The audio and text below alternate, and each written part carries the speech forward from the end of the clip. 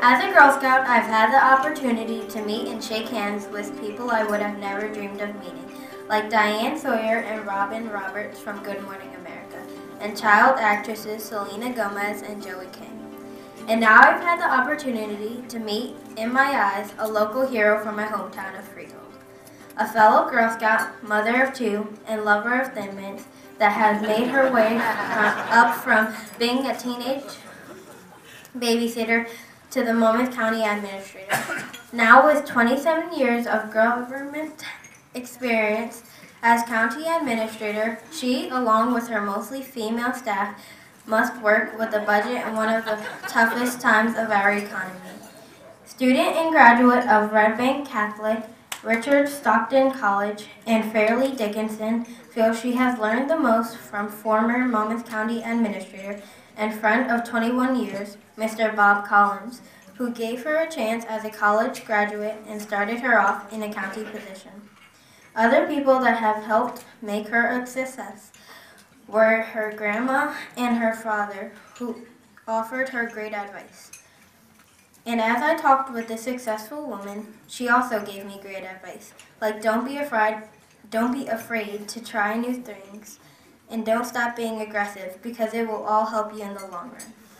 I guess she knows what she is talking about, since she is responsible for 3,000 employees in 60 departments, plus many county roads and buildings. We also talked about what she thought was her biggest accomplishment, but she answered with a big smile and proudly said, "My kids."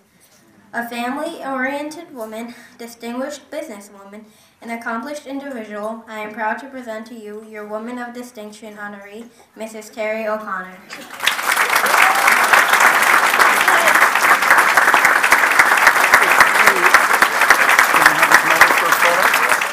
Good evening. Let me start by thanking the Girl Scouts of the Jersey Shore for making me a 2011 Woman of Distinction. When I look around the room, I am in awe of the honorees of the past, as well as the three women who are being honored with me this evening. Thank you seems inadequate to express my gratitude properly, and I only have 2 minutes to do so. And those of you who know me well know that I can't even say hello in 2 minutes. Speaking of being honored, there are several people here tonight that I must acknowledge for their ongoing love and support. My parents, Jerry and Joanne O'Connor, and Dad, I'm hoping this makes up for some of those teenage stunts that I and as Ashley mentioned, my pride and joy, my son TJ, his wife Michelle, my daughter Courtney, and her boyfriend Nick, my in-laws Dean and Pam Reed, and of course my husband, Dean, who provides balance and keeps me grounded, as evidenced by his advice when I was contemplating what I was going to say this evening. His advice was, and I quote, "Teri, you have been to enough of these functions to know, get up there, say thank you, sit down, nobody wants to hear it."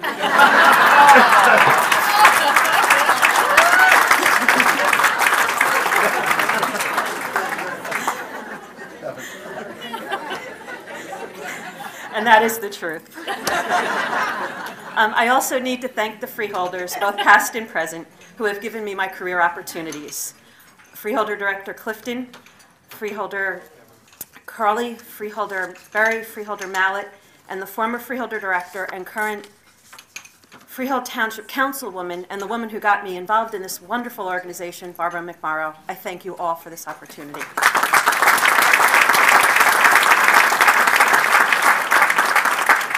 I must also recognize my senior staff, who I could not do my job without every day, nor would I want to.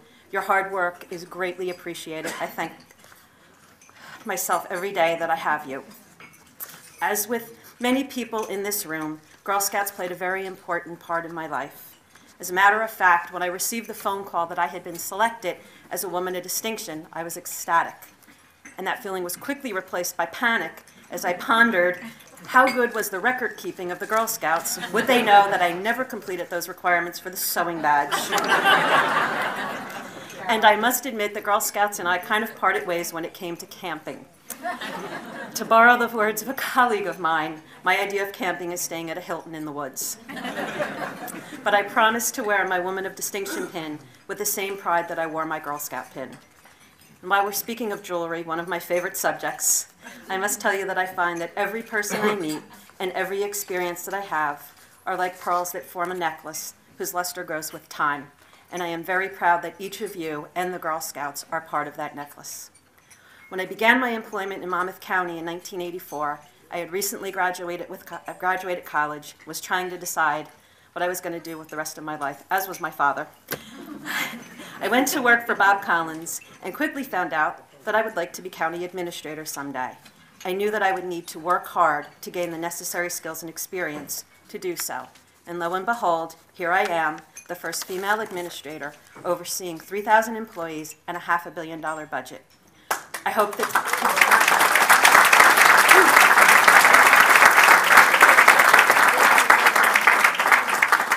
that my story will inspire other young women to follow their dreams and work hard to attain their goals.